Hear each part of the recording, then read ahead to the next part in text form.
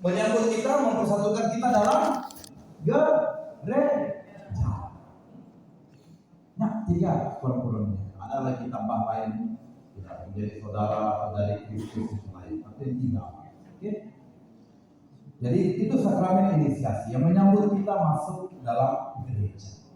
Lalu ada sakramen penyembuhan, yakni perminyakan orang sakit dan pengakuan dosa. Lalu ada sakramen untuk melayani, yakni ordination, tahbisat, dan sakramen perkawinan. Baik, sekarang kita lihat sakramen pengakuan dosa. Kenapa masih perlu sakramen ini? Padahal orang kata sama dengan penguatan. Kenapa masih perlu lagi sakramen penguatan? Malah dikatakan dalam sakramen baptis kita sudah menerima Roh Kudus. Kenapa lagi perlu penguatan? Sekarang tidak usah kita cakap itu, nanti undang pada lain untuk bincang pasal itu. Saya mau cakap sekarang, kenapa dalam baptisan dikatakan kita dihapus dosa-dosa kita asal? Kenapa masih perlu sakramen pengakuan dosa? Karena baca di depan kan, kita manusia lemah. Our weaknesses as a human being, because every single time also we will be sin again. Jadi sama untuk ini saya katakan saja, ini bukan dikatakan di sini ya. Di sakramen for the conversion of the baptized, who had been separated from him by the sin. Sebab kadang-kadang dengan dosa, selalunya kadang-kadang kita dipisahkan dari Tuhan sendiri. Sama seperti kalau kita setiap hari orang tanya, kenapa harus pergi pengakuan dosa? Saya tanya, kenapa kamu harus mandi tiap hari? Kenapa mandi tiap hari? Kalau dia cakap, lelah lah pada, leju, ada cakap, bosan. Kenapa? Pada kamu tidak bosan dengan dosa saya. Bosan tidak, pangsa ya. Setelah cakap hari-hari sama saja, berulang. Saya cakap lagi, itu pun udah kita dosa, buat lagi dia cakap. Tidak apa. Sekurang-kurang kamu masih ada ingat, lama-lama kamu kurangkan juga untuk berbuat lagi. Kamu katakan, kamu tidak bosan kan? Tidak ingat pun. Tidak ingat saya orang datang, kadang takut. Ada punya satu yang disebut kode etik, etik code of the priest. Sampai mati pun kalau orang paksa saya sampai bunuh saya pun tidak akan buka apa kamu katakan tadi di pengaku. Karena itu selalu dipakai, kadang pakai jaring, tidak lihat kita tidak kenal siapa. Karena saya tidak boleh ungkap rahasia pengakuan dosa. Itu sumpah kami sebagai parti. Tidak boleh ungkap rahasia pengakuan dosa. Jadi dia tidak ingat siapa yang mengaku dosa dengan saya dan apa dosa. Jadi orang kata, tetapi pada nanti kamu tidak bosan pun, saya bosan lah. Itu saya cakap terus. Kau mandi bosan? Ya, tidaklah. Tiap hari harus mandi. Kenapa mandi? Karena berdebu. Begitu juga hati kita kan. Berdebu. Tiap hari harus kita purify, kita bersihkan. Renewal. Jadi ada hal yang harus kita jangan ditimbun. Karena lama-lama ditimbun itu selalu jadi. Timbun penuh hati kita. Kalau store kamu pun sebelum gawai itu orang buang semua barang. Biar boleh masuk timba.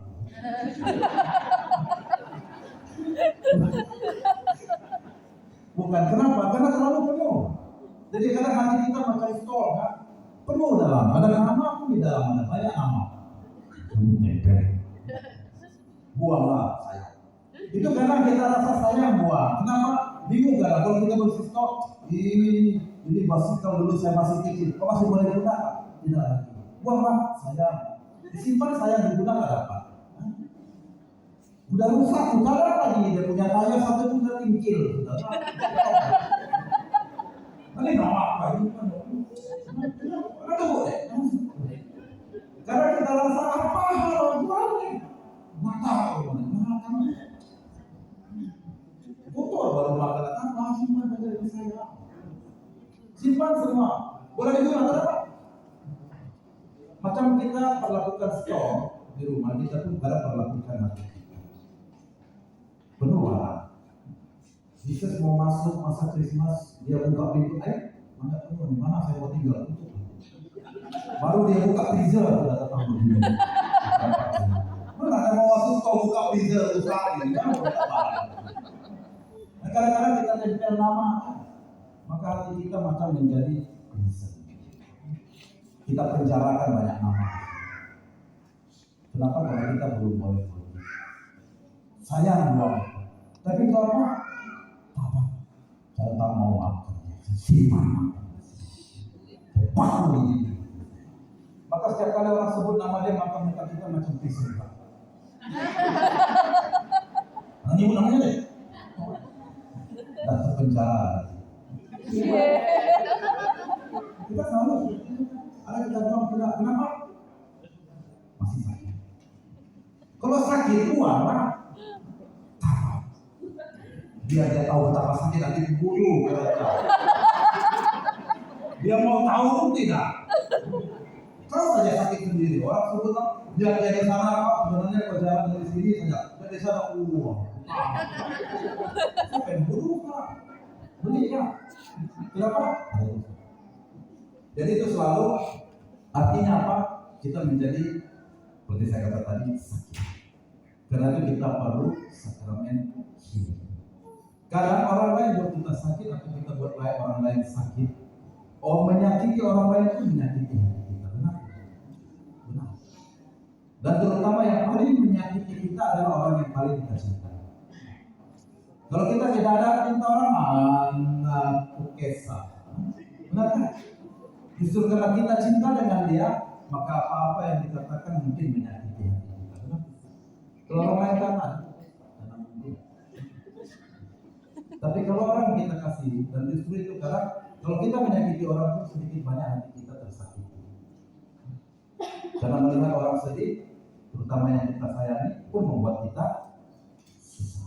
Jadi karena itu sakramen ini perlu, bukan karena apa? Bukan saya kan tidak ada sakit hati, maka saya menyakiti orang. Sedikit banyak hal yang kita buat itu juga menyakiti hati. Lalu kemudian healing untuk apa? Seperti dikatakan di sini supaya kita seperti perempuan. Semakin kita berdosa, semakin kita jauh dari Tuhan. Kalau kita ingat dalam kitab Kejadian, kita buka, kalau ada punya handphone itu, ada kalian punya Bible dalam handphone? Ada? Saya mau tanya dulu, yang punya Bible dalam handphone angkat tangan. Lalu handphone itu digunakan untuk apa ya sayang? Selfie. Lain kali download boleh baca Bible tiap hari. Oh saya baca Bible Bapak dari mana? Status Facebook. Kalau kurang-kurang oke lah. Kalau orang letak status Facebook umumnya dia bukan orang Katolik. Ya kan? Orang Katolik jarang status Facebook letak saya lihat. Tapi ada juga lah. Tapi yang Protestan kawan-kawan saya umumnya letak status Facebooknya. Ayat-ayat kitab suci. Kalau yang status kawan-kawan lain-lain yang biasa di dalam gereja tuh, semua melo.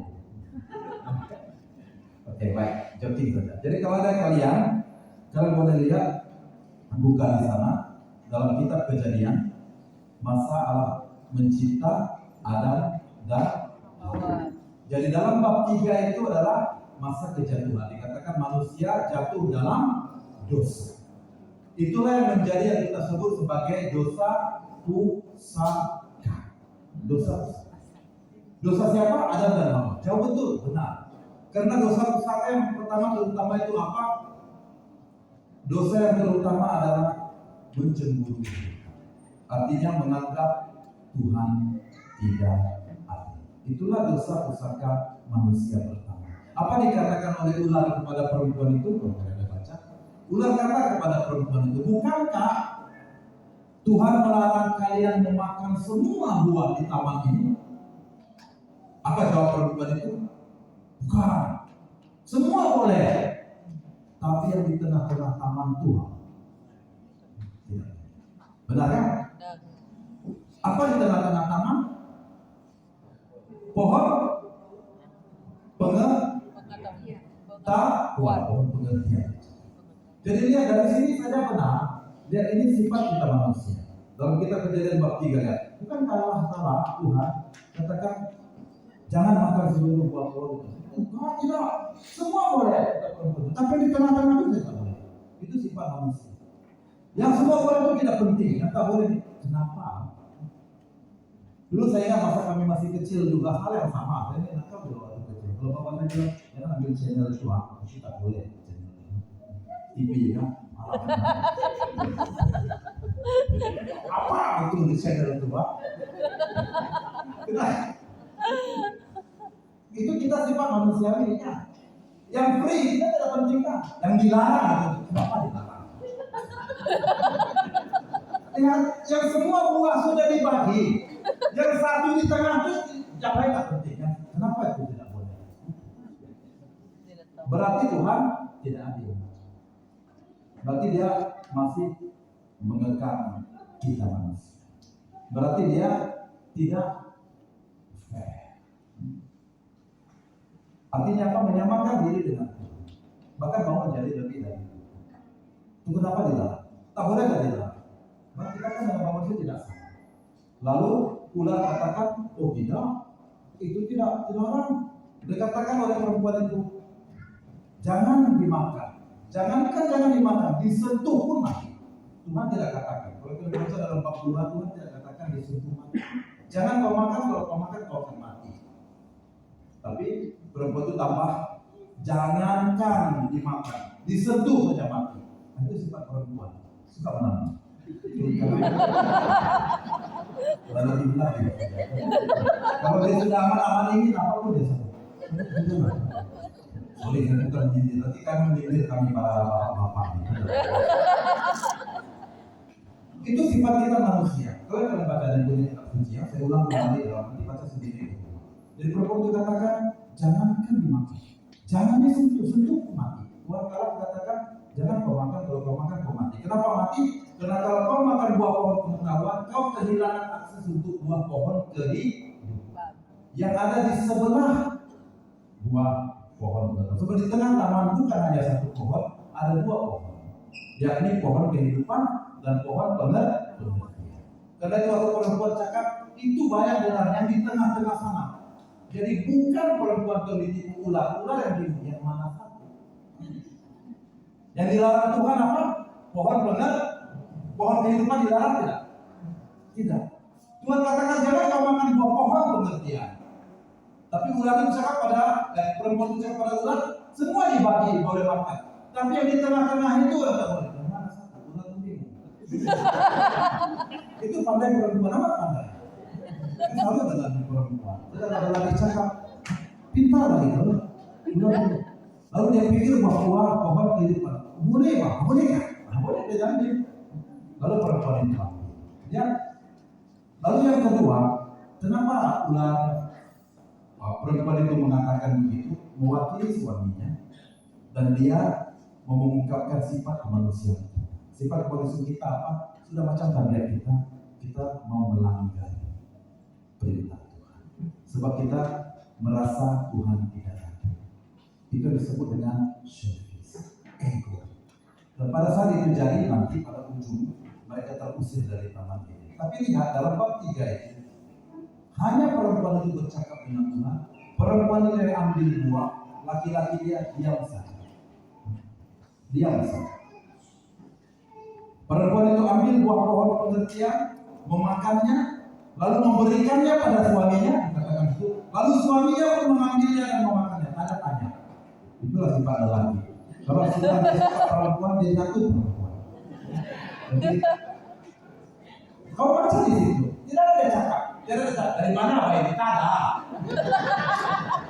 Perempuan itu mengambil buah pohon itu, memakannya, lalu memberikannya pada suaminya. Suaminya pun mengambilnya dan memakannya. Tak ada komen. Hebat tak? Tidak ada itu, tidak ada. Lalu Adam pun bertanya, hai Eva, dari mana kami itu ada? Sunyi saya telah. Makan. Itu macam cakap kawan saya di Facebook. Siapa yang cakap kalau laki itu takut dengan istri malu lah. Saya kalau istri saya bentak saya, mana lagi? Saya bentak balik, berapa kong?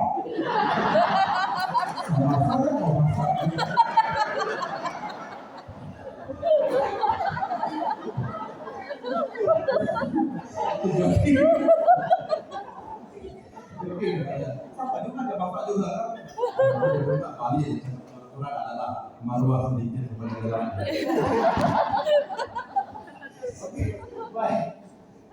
Jadi kita kembali ke situ. Ya, laki-laki itu tidak. Dan kemudian apa yang terjadi dalam bab 3 kitab Kejadian itu? Waktu kejadian Allah berjalan, Tuhan berjalan di taman. Di manakah kamu? Dia panggil Adam. Lalu manusia itu berkata, kami di sini, kami takut sebab kami telanjang. Baca di dalam bab 3. Kami takut. Mereka mendengar suara kaki Tuhan berjalan di taman dan Allah memanggil mereka. Di manakah kamu? Dan manusia itu berkata, kami di sini, kami takut sebab kami telanjang. Lucu kan? Orang telanjang harusnya apa? Maklum. Tapi benar, dikatakan mereka kemudian tahu, terbukalah mata mereka dan mereka menjadi malu. Mereka mengambil daun lalu menutupi tubuh mereka. Lihat, sesudah mereka tahu mereka bersalah, maka terbukalah mata mereka, lalu mereka mengambil daun menutup tubuh mereka, ketelanjangan mereka. Mereka menjadi, selama ini mereka sama. Tidak mereka kisah, mereka sama-sama telanjang. Sesudah mereka makan buah pohon pengertian, sesudah mereka jatuh dalam dosa, mereka tahu bahwa mereka telanjang. Itu antara keduanya pun sudah rusak hubungan. Artinya apa? Mereka mengambil daun, mereka menutup ketelanjangan mereka dari pasangan mereka. Dalam kehidupan kita sehari-hari sama. Kalau kita membuat salah, kita pun berusaha menutupi ketelanjangan kita. Saya pernah tanya dalam persiapan perkawinan istriku. Saya bilang, walaupun tidak perlu, kamu tahu apa password handphone bini kamu? Jangan sentuh pada susah. Kalau tidak tahu handphone husband kamu password, tak boleh dia password. Apa yang buat password nanti kau tak boleh password? Sudah jawab. Maksud saya, sekarang kita selalu passwordnya. Kalau saya tanya kawan saya itu dulu, kenapa dia tidak?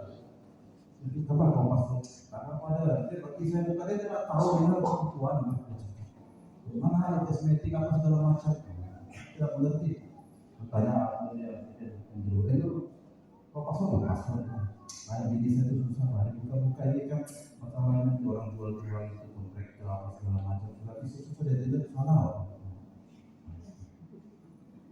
Kita mau jalan. Sebab karena kenapa? Berani berbuka dengan pasangan semua. Karena kita tidak 100% juga mengenal kita punya pasangan. Benar ya? Orang alasan tidak mengerti kepada ini masalah kan kita laki-laki. Ya, istri mungkin ini masalah perempuan, mana yang kita jadi itu hal yang sama. Ya, ketika mereka keduanya tidak berdosa, maka mereka berusaha menutupi ketelanjangan antara sesama, rusak relasi, dan kemudian dengan Tuhan rusak relasi. Waktu Tuhan bertanya di mana kalian, kami di sini. Kami takut sebab kami telanjang. Bukan kami malu dikatakan, tapi kami takut. Kenapa takut? Orang takut ditelanjang. Benar? Kalau kita buat salah, orang lihat kita berani, kita berbuat. Apa kalau dia bilang? Kalau kita ada salah, kita senyum. Nah, tapi kalau kita ada salah, apa ada lihat? Apalagi orang kita, apa yang salah dengan saya? Jadi orang takut yang kita sebut ditelanjang. Jadi kami takut karena kami telanjang. Jadi itulah relasi yang kemudian menjadi rusak. Kalau baca antara sesama dan antara manusia dengan Tuhan. Akibat apa? Dosa. Karena itu perlu dikatakan sebagai sakramen pengakuan dosa. Dan apa yang terutamanya dosa? Karena kadang-kadang kita katakan mana dosa yang termasuk berat. Yang termasuk berat sampai mereka terusir dari taman Eden karena mereka pertamanya tidak mengakui kekuatan Tuhan, lalu kemudian mempersalahkan Tuhan. Lihat dalam bab 3 itu lagi. Lalu Tuhan berkata, dari mana kamu tahu bahwa kamu telanjang? Apakah kamu makan buah pohon yang kularang kamu makan? Lihat baik-baik di situ. Tuhan Allah bertanya, apakah kamu larang buah pohon yang kularang untuk kamu makan? Kalau saya tanya kepadamu, kamu sudah makan? Apa jawab? Sudah. Kalau belum, apa kamu jawab? Tuhan, apakah kamu makan tadi? Ya atau tidak? Ya, sudah makan. Tidak? Kalau contoh kamu katakan, apakah kamu ambil kertas ini? Kamu katakan, tidak, bilang, tidak, saya tidak ambil. Ya, bila kamu ambil. Tapi lihat dalam bab 3, Kita kejadian. Allah bertanya, apakah kamu makan buah pohon yang kularang untuk kamu makan? Maka Adam lelaki mengatakan, perempuan. Ini hebat laki-laki kan? Yang kita jadi Tuhan kata, apakah kamu makan? Ya, saya makan apa? Itu baru jenjang. Allah tanya, apakah kamu makan buah pohon yang telah kamu makan? Baca ayat di situ, benar tidak? Tidak ada cakap, ya Tuhan saya makan. So what? Apakah kamu makan buah pohon? Perempuan. Lalu dia tambah lagi, yang kau letakkan di sisiku, dia yang mengambilnya, lalu memakannya, lalu memberikan kepadaku, lalu aku makan. So, I'm innocent. Masalahnya kenapa dia letakkan di samping? So, this juga saya innocent. Itu pada laki-laki kan? Itu masalah lo, bukan masalah gue. Kenapa kau letakkan perempuan di samping, lalu diambil buah pohon dari bagi aku makan? So, I'm innocent. Itu salah kamu kenapa letakkan perempuan di samping saya? Sulit. Lalu perempuan itu mempersalahkan siapa?